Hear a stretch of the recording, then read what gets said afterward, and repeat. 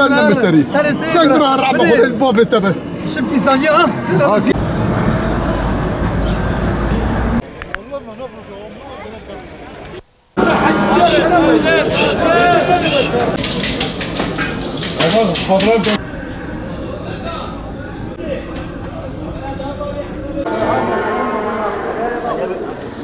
Çocukları bazı insanlar getiriyorlar. Niye? Televizyona koyuyorlar. O iplere. Sen emniyete biz bakalım.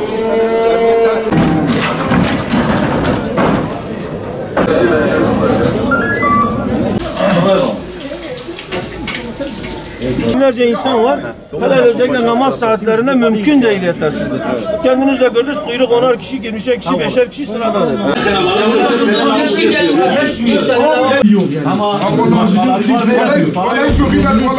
Bu kadar yalan mezarke 4000 insanın hem babet sehab lavabo. Ve da vakil mi am tkin cinabe.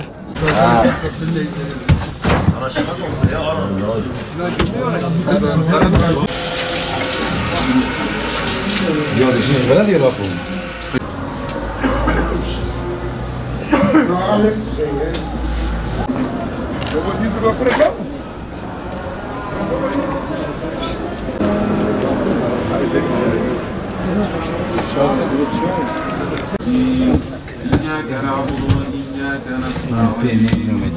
Çarşamba günü kapandı hayvan pazarı 3 yıl önce.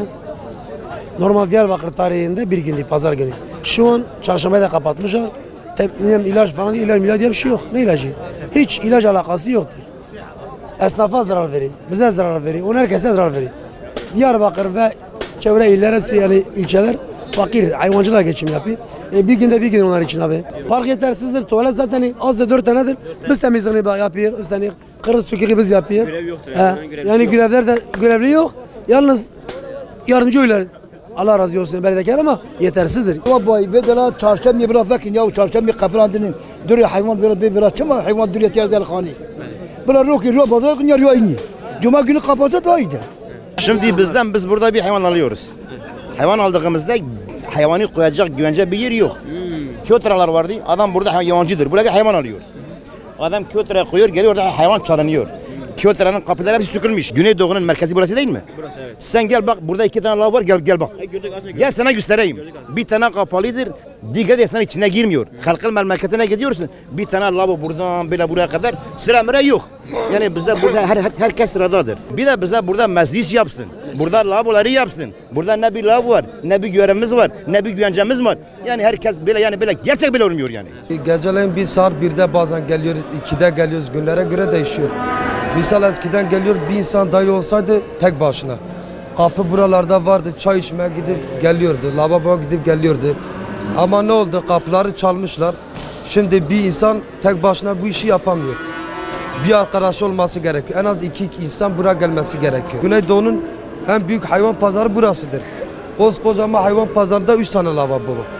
Biri de bazen bozuluyor, 2 tane orada kalıyor. Hayvan pazarındaki vatandaşlarımızın ciddi sıkıntıları var. Yetkililere aktarmamıza rağmen halen bu sorunları çözmüş değildirler. Özellikle vatandaşlarımız burada kapalı alan yetersizliği sıkıntısını çekiyorlar. Yazın gölge sorunu, kışın ise yağmurda, karda ciddi bir şekilde sıkıntılar yaşamaktadırlar. Özellikle vatandaşlarımızın lavabo yetersizliği, mescit yetersizliği konusunda sıkıntıları vardır. Temel ihtiyaçlarını karşılayabilecek bir lavabo yoktur ve vatandaşlar belki sadece Diyarbakır'da hitap eden bir pazar değil. Bu pazarda çevre illerden de insanlar buraya hayvanlarını getirip alışveriş yapıyorlar ve hayvanlarını burada satıyorlar. Binlerce insan bu pazara geliyor ama bu binlerce insana sadece şu an 4 tane lavabo var. Bu lavabonun biri bozuk ve çoğu musluklar bozuk. Su olduğu gibi akıyor. Vatandaşlar, mevcut lavabolar vatandaşlarımızın ihtiyacını karşılayacak seviyede değildir. Biz burada yetkilide şu çağrıda bulunuyoruz. Festivaller için milyonlarca para harcadınız. Billboardlara reklamlar astırdınız. Belediyenin imkanları orada israf ettiniz, ifsat ettiniz. Ve bu vatandaşa bir lavabo ihtiyacını karşılayabilecek bir lavabo ise çok gördünüz.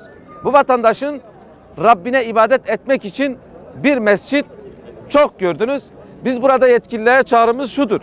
Acil bir şekilde bu hayvan pazarında sıkıntı yaşayan vatandaşlarımızın her şeyden önce kapalı alan yapılmalı.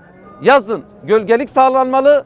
Kışın ise yağmurdan ve kardan vatandaşlarımızı koruyacak bir kapalı alan yapılmalıdır. İkincisi, vatandaşlarımızın ihtiyacını karşılayabilecek lavabo sayısı artırılmalıdır. Vatandaşımızın sağlıklı bir şekilde ibadet etmesi için mescit büyütülmelidir. Eğer bu hayvan pazarı yetersizse her şeyden önce büyük bir hayvan pazarı yapılsın ve çünkü mevcut bu pazar bu mevcut sayıyı kaldırmıyor. Vatandaşımız bu konuda ciddi sıkıntılar çekmektedir.